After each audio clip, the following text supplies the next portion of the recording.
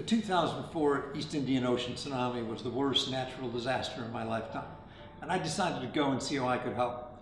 Being there, I found that telling stories brought hundreds of spontaneous volunteers who made a big difference in that community. So 8 months later, when Katrina hit the US, I launched All Hands Volunteers. I was blessed to survive 2004 tsunami, but the real reason why I started Happy Hearts Fund is because I've learned that children and communities are forgotten for years after natural disasters. Children are waiting 4-6 years to have a safe school to go to. To me, that was unacceptable. I've seen the same pattern last 12 years. I knew there must be a better way. Together, we've created a new type of disaster response organization, a smart response, where we come early and stay late. We listen to the communities and their greatest needs and rebuild in disaster-resilient way. We knew we could have a bigger impact together. So we joined visions to create All Hands and Hearts.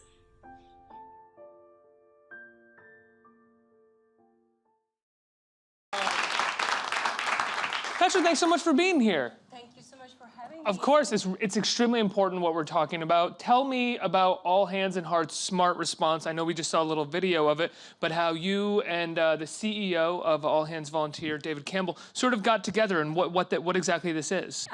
Just to bring the story back to 2004 tsunami.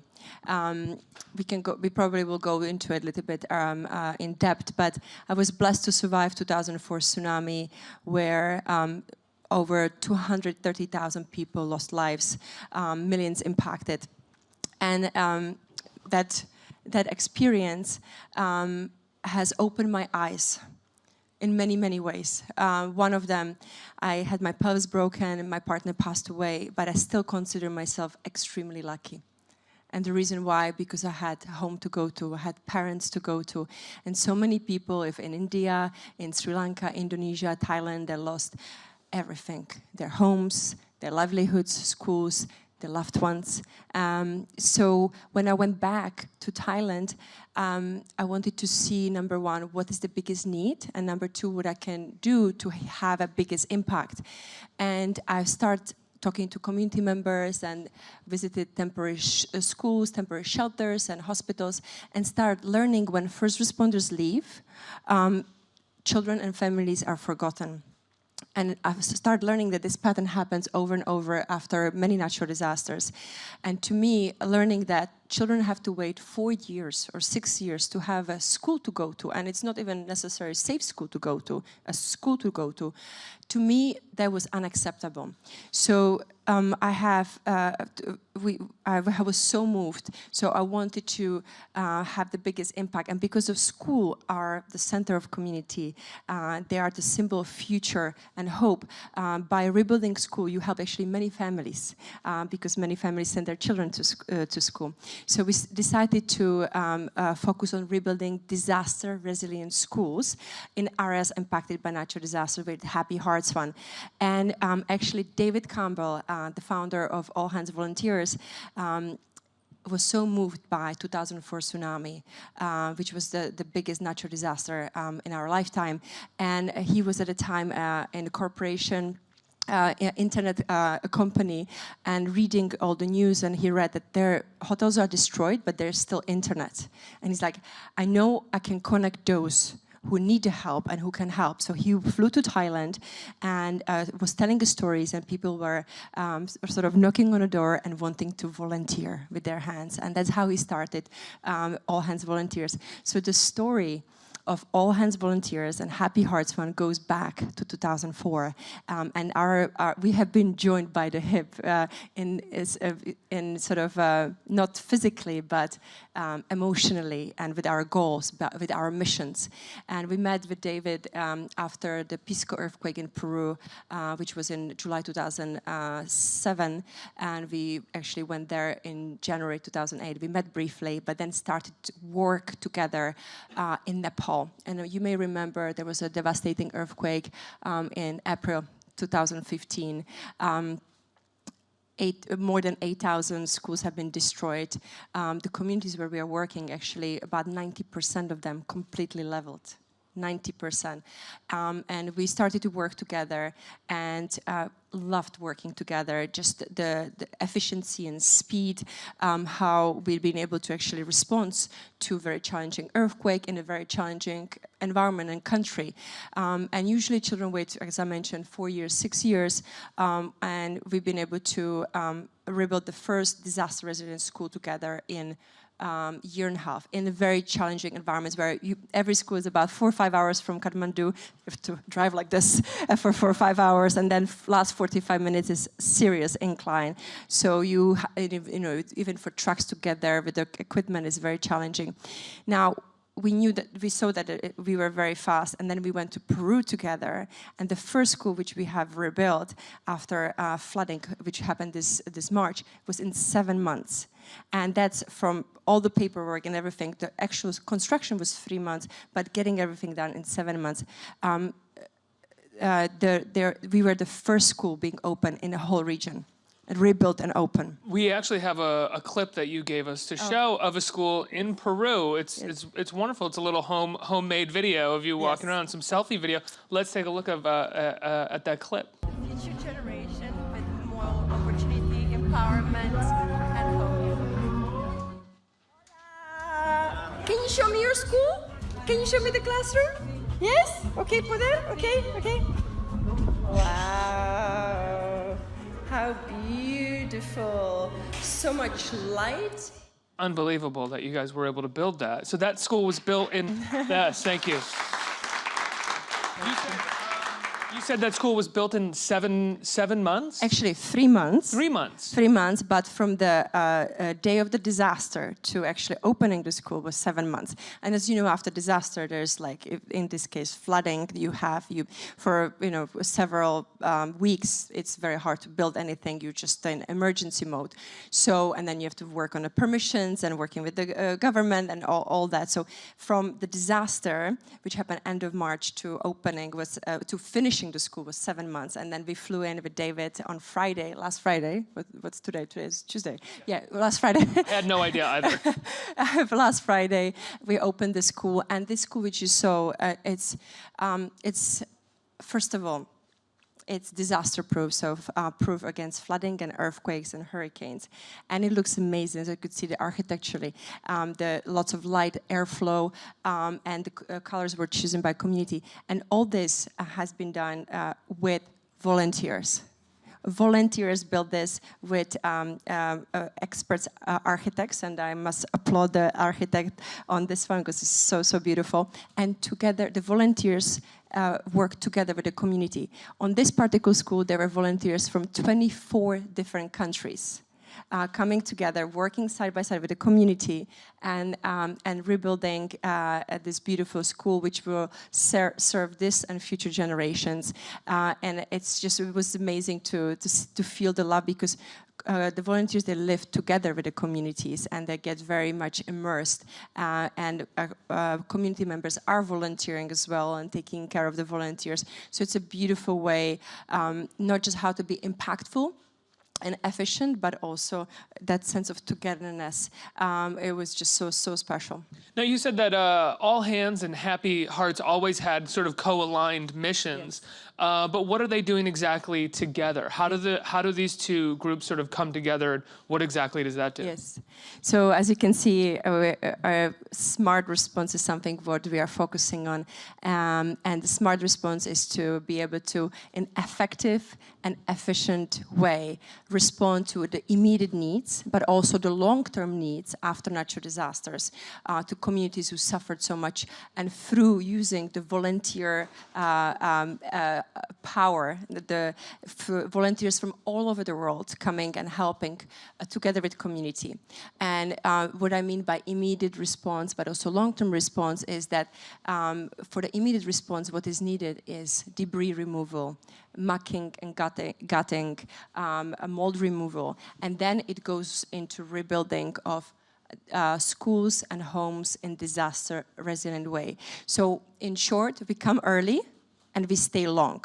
Right now, what's happening after Hurricane Harvey and Maria, there's lots of care and lots of lots of news coming, but it stays for a very short time, and the support which is generated during that time goes to mainly to just first response, and that first response stays for very short time, sometimes only 6 weeks, in a bigger disasters internationally 3 to 6 months, but after that the communities are left alone without a hope. Now imagine you have a family which your home is destroyed, your livelihood is gone, destroyed, the school for your children is destroyed. Where do you start if you were already in a country which was extremely poor? Where do you start? So if somebody can come and rebuild your school for the children, your home, or the livelihood, one of these elements, if you can get help with, then the rest number one, it gives you tremendous hope. Okay, somebody cares, I can get through this.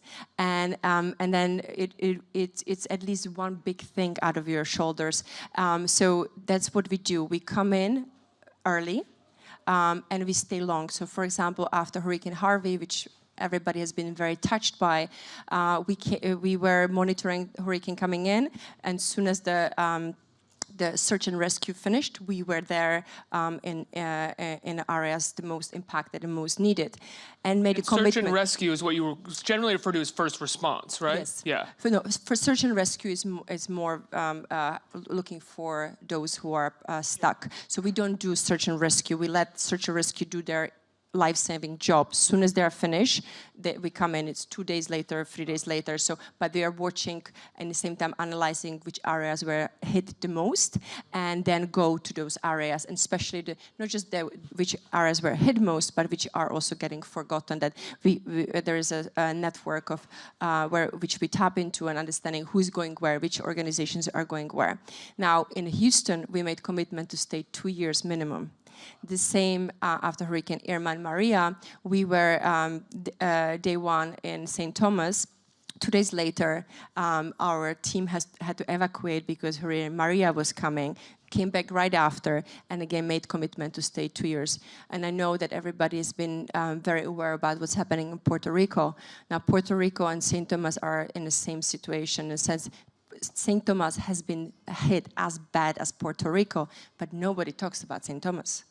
And for example, for ships to go to St. Thomas, they have to go through Puerto Rico.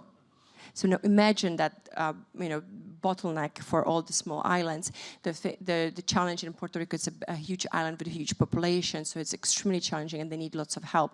But also many other areas which have been hit as bad, they are getting forgotten. I was there a month ago, and the situation is desperate. I mean, people have nowhere to live, and if they're living in homes which are full of black mold, which is extremely toxic.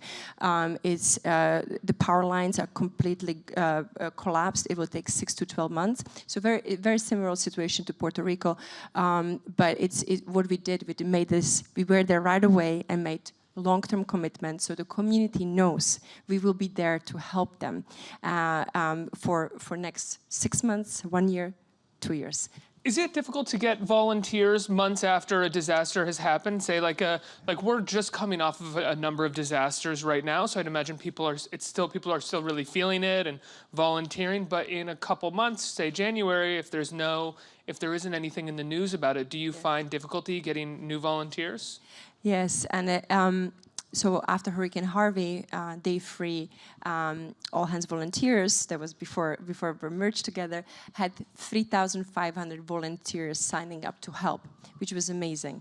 And then of course, it's about scheduling how many days they can come in and when, but then there's a big drop-off because it's out of the news, and somehow people feel that things are fixed if it's not in the news, which after disasters, it really takes years. I mean, it takes 5 to 10 years, but if we can be more faster and more effective, it doesn't have to be 5 years. It can be 1.5 years. It can be 7 months. So we do need volunteers to come in January and February, maybe for spring break instead of spring break or different holidays. And the volunteers are a crucial part in rebuilding. That's how we rebuild homes and schools. And we have volunteers from all over the world, actually. A lot of them are from US, a lot of them from England, about 30% from US, 30% from England, and the rest is rest of the world. But it's beautiful. It's like a united nation of volunteers coming, and because they care and they're donating something which is so precious to them, which is time, but they're making friends for life, rebuilding community, and learning so much. They get trained. If they stay longer, they get trained how to build in disaster-resilient way, and it's something that if you want to come, please come and help us to get your hands dirty and see firsthand the impact you're having with those families, and it's something that it's truly incredible, and it's something that what will change your life, and it's truly life-changing. We have families coming, we have individuals coming, corporations sending their employees, so it's something that and it doesn't have to be only after disasters or immediately. We are still working, as I mentioned, Nepal, which was in 2015. You're still working in Nepal? Yes, and we will work for years because, with more than 8,000 schools damaged, the need is tremendous, and it's very very hilly area and very vast area, so it will take a long time. We're still working in Louisiana, where it was flooding in 2016. So if it doesn't, of course, Houston will be minimum 2 years. St. Thomas, minimum 2 years, and we are going to Puerto Rico early January, and then also to San Martin and a few other islands in the Caribbean. So we have a lot of work for everybody. So we need that. So if somebody's looking to do something meaningful in this way and help to rebuild lives, that we would love to have you. How do you keep it in the public eye? All these different places that need help. Actually, when the volunteers come, they are so moved by what they have been able to do and experience. So they keep sharing that news with their friends and families. So we have had over 45,500 volunteers. So individual volunteers so far, and again from all over the world, and they are the best ambassadors for us.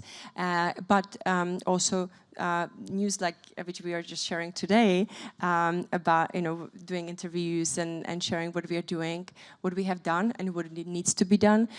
So you're a huge important part of this puzzle to share how people can help themselves and in a more effective way, in a smarter way, and then also I would love to any other ideas. Let us know how we can share the story.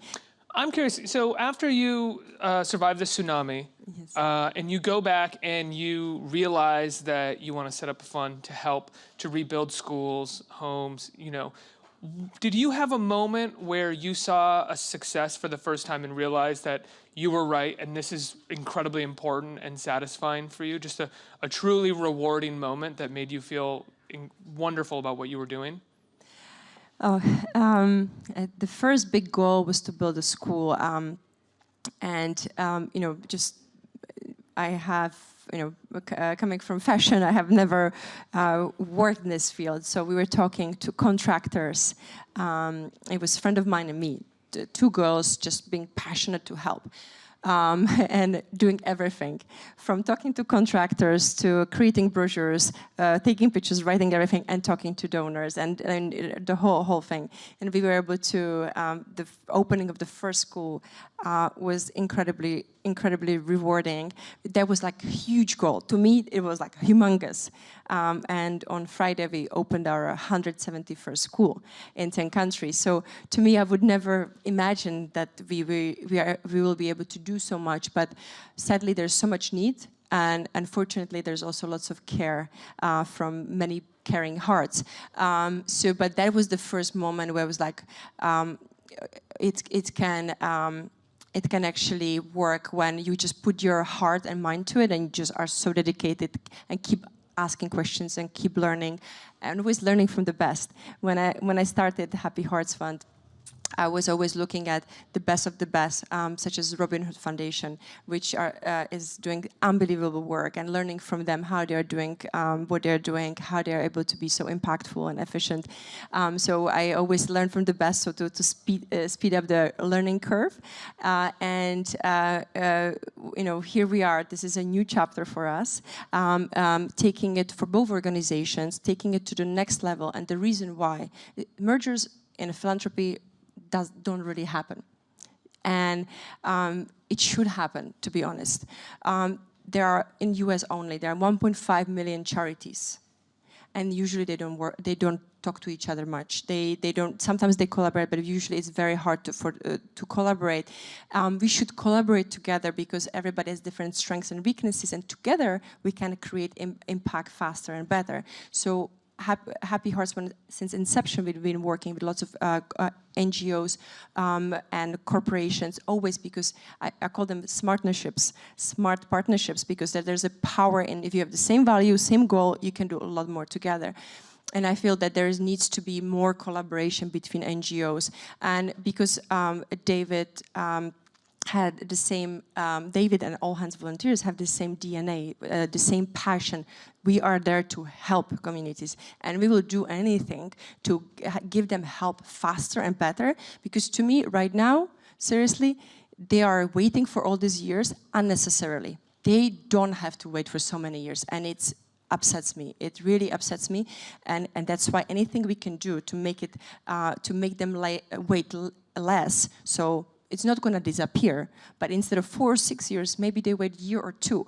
That already 4 years for children to be at school, and if they are 4 years not at school, those children can be lost. So to me, we need to work together better. If it's merger or just partnerships with an NGO and corporations and individuals, we have to work. The power of togetherness is tremendous. So we wanted to, knowing that All Hands and Happy Hearts has the same DNA. We come from the same point of wanting to help, have the same goal to achieve, to be more impactful. We have decided, okay, let's do this, and taking it to the next level to create not just first response, but smart response. And this is something next time, when there's next natural disaster, think about smart response, not just first response, not just helping now, because if you're helping now, you're helping in an important way, but you're not really building resilience. Everybody who stays short is not building resilience, and resilience with recurring natural disaster is a very important thing. So, you know, choosing organizations, they do both. So maybe 50% of, if you have $100, 50% goes to first response, 50% goes to rebuilding. And just choosing wisely and smartly, because if you choose both, first response and rebuilding, you are able to put children and families back on their legs much faster, and that alleviates a lot of suffering. And that's why we put All Hands and Hearts together, because we can provide all of it, immediate response, first response, and rebuilding in the same time. Absolutely. Let's get some questions from the audience here. Who has a question? Right here? Or right there? Hi. Can you please talk a little bit about that moment when you saw the water come in and then the disaster stroke? But the mind, like that whole thinking process of what's going on for us to know in the victims' heads while it's happening, and what did you do to cope with perhaps PTSD, if you had any, and how long did it take you really to be back again and strong? Thank you for the question. So when the day of the tsunami, with my partner, we actually walked on a beach and went for breakfast. And actually, when we were walking on the beach, we saw the receding of the sea. At that time, because the night before was a full moon, I thought it was because of the full moon, because oceans move during full moon. So I thought that's why. We went back and started packing. And we were about to leave 2 hours later from the area. And then at that very moment where we are in a bungalow and packing, the tsunami hit. So that very moment when the wave hit, I actually, for me, because I have done lots of meditation for 5 years prior, actually my mind went completely still. Very, very calm. And because every time when you start panicking, you make the wrong moves, and you lose opportunities to actually save your life. So I went very, very calm, and sending energy and prayers. I didn't know what was happening. I never heard the word tsunami before, but I knew it was bigger than just the beach. I knew it was bigger than just the area where we were in. So I went very, very calm, and was able to take very thoughtful steps. At that very moment, I also called out for Simon, for my partner, and but he was taken by a current somewhere else. But that calmness helped me that day, helped me through the day to keep being alert when I was holding onto palm tree for 8 hours, but also helped me with the healing going forward. I healed from my injuries of pelvis being broken in 4 places, internal bleeding, and so on in 4 months. Many people heal from the same injuries in 2 years. And there's so much power in our mind. When you can be positive, your body, when you're positive, your body heals faster. Emotionally, you heal faster. So positivity attracts positivity. And I always, of course, I had very hard moments, but if I found myself being sad for too long, like, okay, 1 hour and a half, like, okay, snap out of it. You're so lucky. Okay, you may not be able to walk, because I didn't know at the time. You may not be able to walk, but you still have your arms. You have your eyes. You can hear. There's so many things to be grateful for. And okay, Simon passed away, but you still have your parents, your sister, your friends. And I knew if I'm gonna be sad, that in my sadness, I'm gonna make my family sad too, and we are losing the precious time to be happy together. And you don't know what's gonna happen next day. Everything can be gone. So I was very conscious about appreciating the gift of now, every very moment, and really focusing on positivity. And we all go through difficult times in our lives. Different hardships, losing loved ones, being sick, disasters. But if we can focus on positivity, even if it's just 5% and 95% is completely devastating, if we can focus on positivity, we will attract more positivity, and it will help us healing physically and emotionally. And this is something, it's so powerful. So this is one gift. Everybody goes through a hardship, and it is something which really works, and it's very simple. It's simple in a concept. It's not always easy to apply, but it's a simple tool which we can use. Next question. Hey, Petra. I admire how you used your personal platform to help others in need. My question is, as the founder of a charity, what is the greatest challenge that you face day to day? Very good question. Thank you. As a founder of Happy Hearts Fund before, one of the greatest challenges was being able to keep the spotlight on the children who are forgotten. Forgotten, 1 year later after disaster, forgotten because they are in a rural area, because the news cycle after disaster is so short. It's 3 to 4 weeks, and then it goes away. And once it goes away from a press, people think that it's somehow fixed. And it's not. So that was one of the hardest things, to keep that story and helping those children to be able to go back to school. Now, with All Hands volunteers, and together as All Hands and Hearts, we are able to create that arc in more more in sync. So I feel like we already demonstrated that together we can actually be able to be more effective and faster in Nepal and Peru.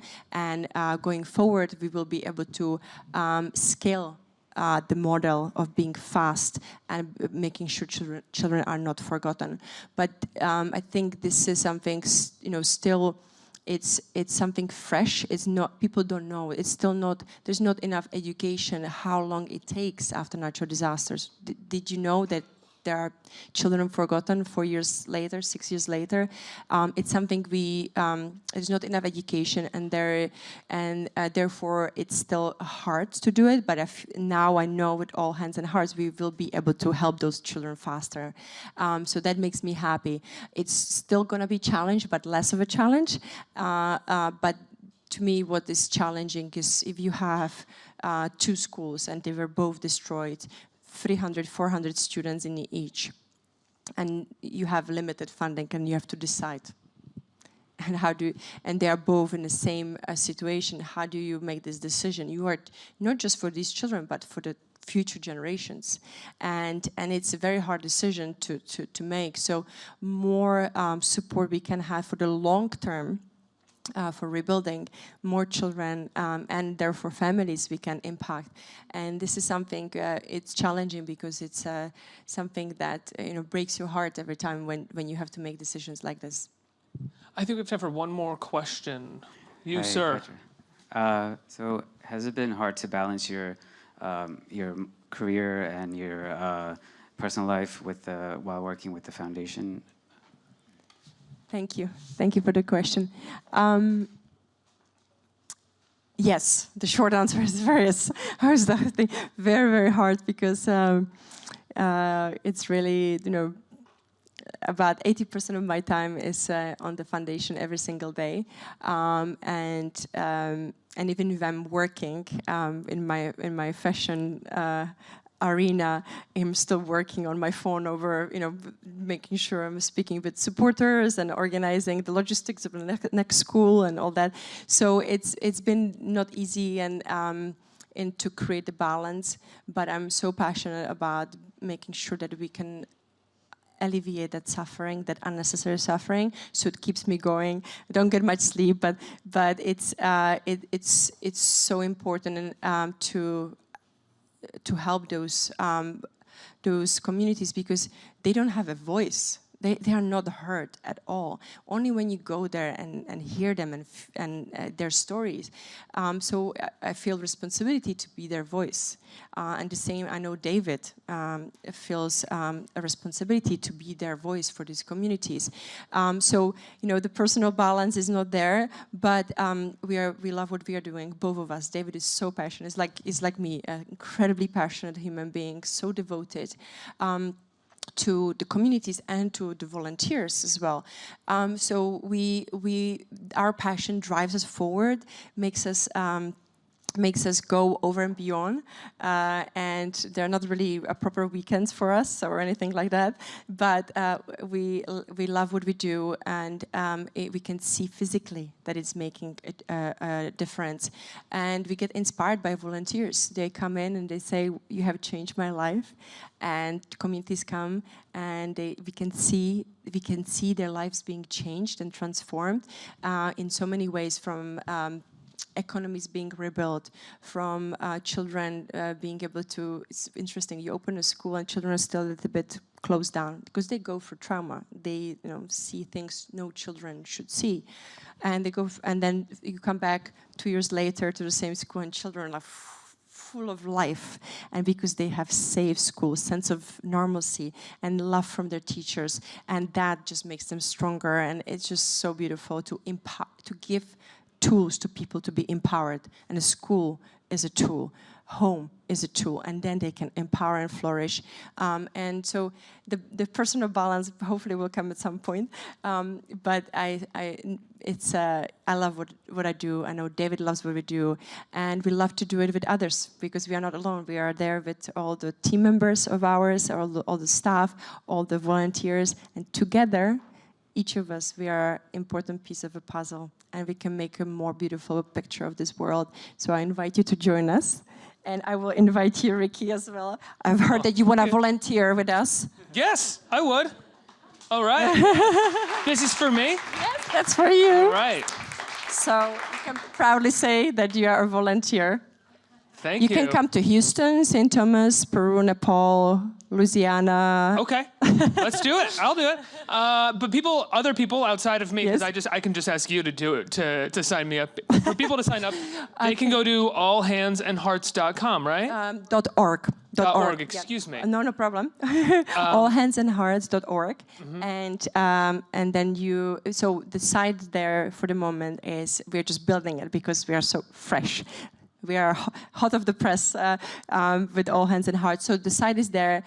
It will walk you through it. You will sign up, fill up a form, and we would love to have you help us to help others. And so come and join us on Instagram, All Hands and Hearts. You can check us out, and actually there you will see what we have been already doing and what the volunteers have been doing firsthand. You will see them with their gear, with their chainsaw, cutting trees and doing incredible work and working with the communities. So you will get a taste of what Do my to do. shirt. Petra, you're doing amazing things. Thank you so much for being here and sharing it with us. I implore everybody to volunteer and sign up and take part in All Hands and Hearts Smart Response. Petra Nemcova, everybody. Round of applause. Thank you.